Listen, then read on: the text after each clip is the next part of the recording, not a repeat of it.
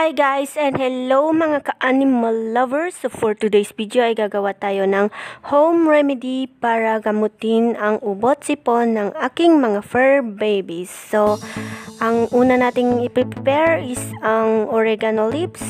Hugasan natin mabuti and then kasama na yung honey. So, ang unang gagawin is dikdikin natin yung dahon ng oregano para makuha natin yung katas or juice ng oregano leaves. So, ayun si Misaki, nakatingin siya.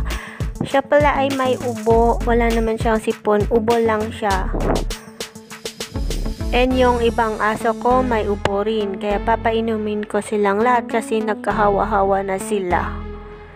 So, ayun, dinidikdik ko na siya and alam naman natin ang oregano ay gamit na gamit yan sa paggamot lalo na ang ubo at sipon. Mapabata man o matanda o anumang hayop yan. So, napaka-epektibo nitong gamitin and proven and tested ko na yon sa alaga ko.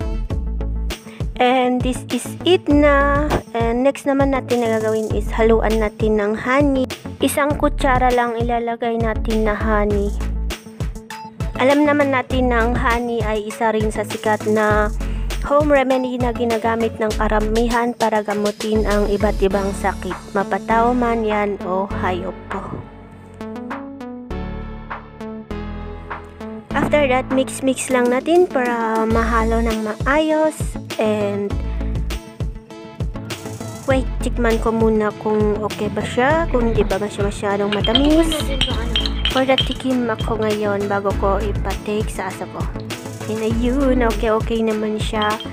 And ang unahin ko si Misaki. So, para may painom natin ito sa ating mga alaga is gagamit tayo ng syringe dito para may painom ng mayos. So, ayun, ilagay lang natin dun sa gilid.